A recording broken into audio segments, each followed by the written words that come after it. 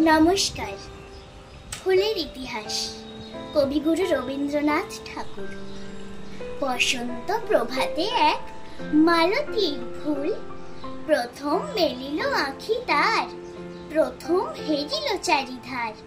মধুকর গান গেয়ে বলে, মধু কই, মধু দাও দাও। হরষে হৃদয় ফেটে গিয়ে ফুল বলে, এই লও লও। বাড়িবাসী কহে কানে কানে, ফুলবালা পরিমল দাও। আনন্দে কাঁদিয়া কহে ফুল, যাহা আছে সব লয়ে যাও।